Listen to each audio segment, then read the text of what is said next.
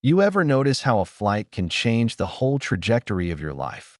Not just where you're going, but who you're going to be once you land. The day I'm talking about didn't start out as special. Just another cross-country flight. Just another kid, Terrence Miles, quietly gripping his seat near the back of the plane, trying not to draw attention, the way his dad had always taught him. Just keep your head down. Don't give them a reason. You know what I mean? Except sometimes, that's not enough. Not when somebody's already decided you're their target. I remember Terrence's face, wide-eyed, anxious, lost in a sea of grown-up strangers, when that flight attendant, Owen, bent down with that sly grin and held up a plastic bag, like it was a magic trick he wanted to share. "Hey kid, want to see something funny?" he said, before Terrence even had a chance to flinch, and then the bag was over his head, tight, cold, plastic pressing against his mouth, and the world shrunk to a desperate, airless blur. The plane went silent. Maybe it only lasted a handful of seconds, but for Terrence, it was a lifetime.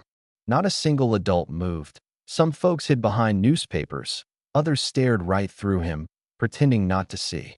That's the thing about people on planes. So quick to look away. What broke the spell wasn't bravery. It was Marcus, another flight attendant, who shouted, "Owen, what the hell are you doing?" His voice cracked the tension like lightning. Owen jerked the bag away, startled, and just like that, air came flooding back, but humiliation and fear came with it. Somebody nearby muttered, "That boy could have died." Suddenly everyone was watching, but still no one did anything real. Terrence just sat there shaking, chest heaving, cheeks burning with tears he refused to let fall. Up in first class. The curtain snapped open. Here comes Malcolm Miles, Terrence's dad, a man whose calm was forged in the fire of a lifetime spent shielding his son from the world's ugliness. He strode down that aisle like every step was a promise. "What happened?" His voice wasn't loud, but it was sharp as a razor. Owen tried to bluster. "Just a joke," but Marcus cut him off. He put a plastic bag over the boy's head. "I'm reporting this to the captain." Now the whole plane was watching. Phones came out. Some folks started recording, but still, no one helped.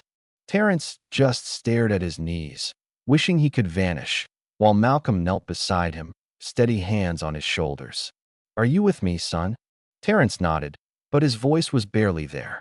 "I'm okay, Dad," he whispered, and it sounded like a lie even to him. The captain, a woman with steel gray eyes and a tired smile, emerged from the cockpit. She listened to Marcus, then turned to Owen. "No nonsense, all business. I want you in the galley now." He slunk away, face gone white. She knelt by Terrence, voice gentle. "I'm sorry. This isn't how we treat our passengers."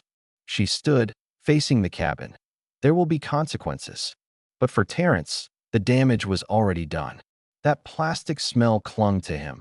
The shame burned in his chest. For the rest of the flight, Malcolm sat beside his son, a rock in the storm. But the whispers began. "Did you see that? Someone should call the police." Others wouldn't meet Malcolm's gaze, afraid of the trouble honesty brings. The turbulence hit, and it felt like the world was shaking itself apart. When they landed, the tension didn't fade. Security officers came on board. The captain pointed. "He's the one."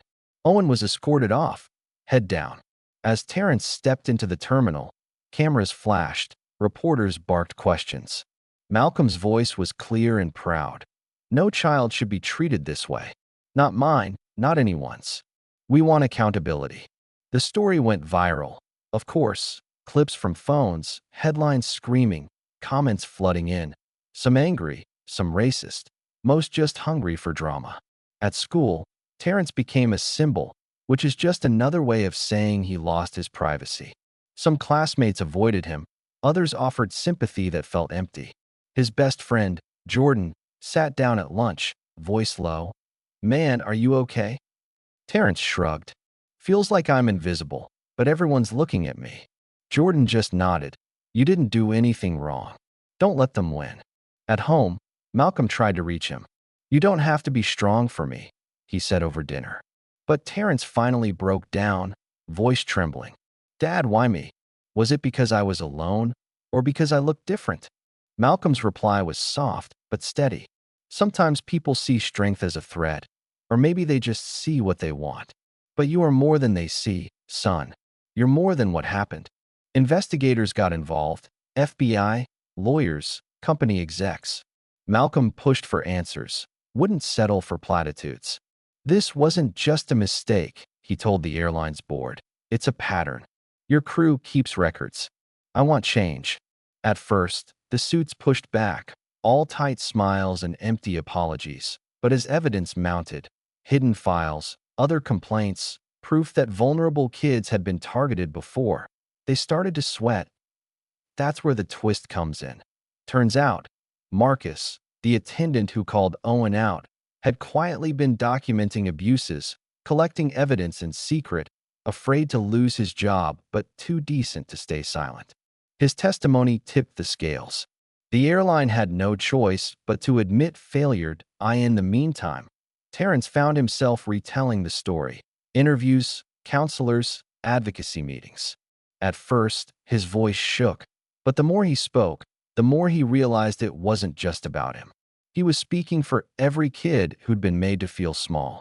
Letters started arriving, kids and parents from all over, thanking him for speaking up, saying, "Now maybe I can tell my story too."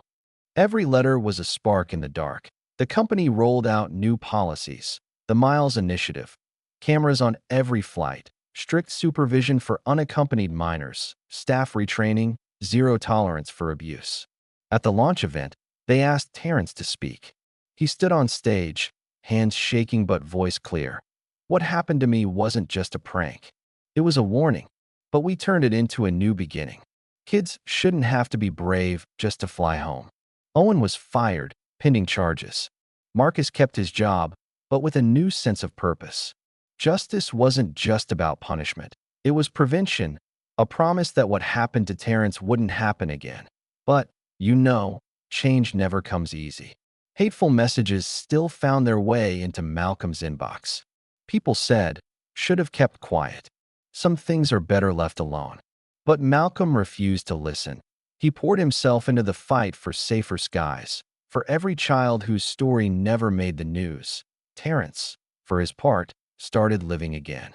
He went back to school, joined the debate team, spoke up when he saw someone else being mistreated. One afternoon, Malcolm told him, "Sometimes standing up is the hardest thing you'll ever do. But you did it, for all of us." And for the first time since that flight, Terrence smiled for real. Even as life moved forward, the lesson stuck. On the news, another airline scandal. The world doesn't change in a day. Before his next flight, Terrence hesitated at the gate, heart pounding.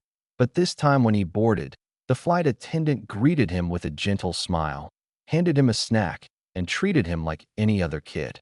The fear was still there, but so was something new, a quiet strength. Later, Terrence got a message from a boy he'd never met. "Thanks to you, I spoke." That meant more than any headline or apology ever could. He looked up at a plane soaring into the sky, and for the first time, he believed the world could be different, because he was different. So, if you're watching this and it stirred something inside you, hit like, share, and comment.